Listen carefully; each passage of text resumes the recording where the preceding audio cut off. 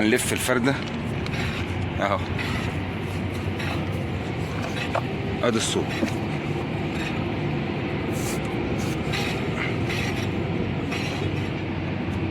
ده الصوت الاحتكاك اللي عندي.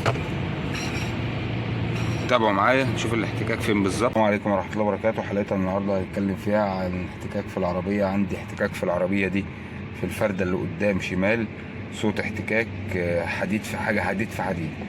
تعالوا مع بعض نحل ونشوف المشكله فين ونحلها مع بعض. اولا هنحرك الفردة، مفيش اي مشكله فيها. هنلف الفردة اهو، ادي الصوت.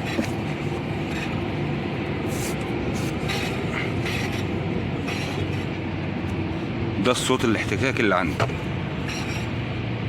تابعوا معايا نشوف الاحتكاك فين بالظبط.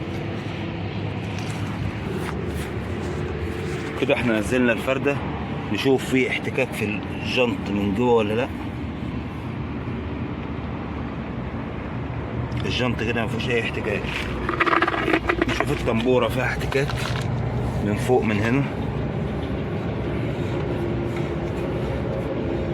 الطنبورة خفيفة مفيش فيها اي احتكاك زي ما انتم شايفين كده. طيب الاحتكاك ده منين؟ زي ما انتم شايفين كده،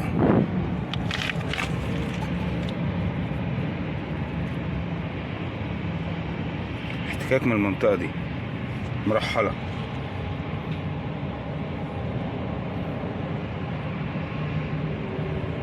طب حل المشكلة دي ايه؟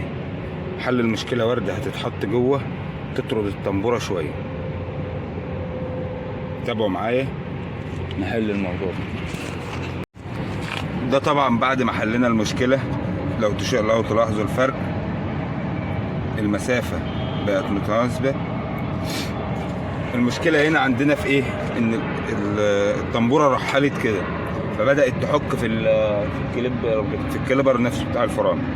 الاحتكاك ده كان هو اللي بيعمل الصوت. طب ايه اللي خلى الطنبورة ترحل؟ هو البلي. يعني المفروض ان هي عايزة تغير طقم بلي. طب انا دلوقتي ما يعني عايز اروح بيها، عايز ابقى في مكان تاني، عايزها تمشيني مشوار لحد ما اجيب البلي او اروح للميكانيكي. بتحل السرة خالص من المسمار ده، تشيل البلي وتحط لها وردة ورا البلي. دي حاجة مؤقتا لحد ما تروح تغير لها بلي. كده انت بعدت المسافة تاني، وكده مفيش اي احتكاك هيحصل معاك.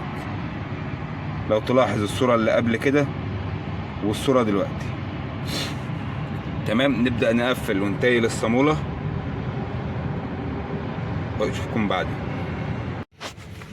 كده يا جماعة نقدر نقول المشكلة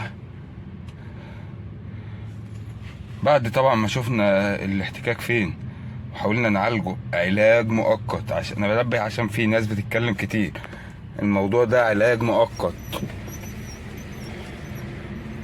احنا حطينا وردة، طردنا الطنبورة شوية بالزور كامل عشان تيجي في المكان مظبوط وما يبقاش فيه احتكاك لحد ما تروح تغير بلي بالظروف بتاعته بكل حاجته. تمام، ده حل مؤقت. طبعا اول ما هتخلص هتروح على ميكانيكي، طبعا يمشيك تروح للميكانيكي لاي حاجة عشان يحل لك البلي ويركب ويغير البلي، طقم البلي كامل بالظروف بتاعته اللي جوه. كده نكون خلصنا الحلقة النهاردة، واتمنى انكم تكونوا استفدتم. السلام عليكم ورحمة الله وبركاته.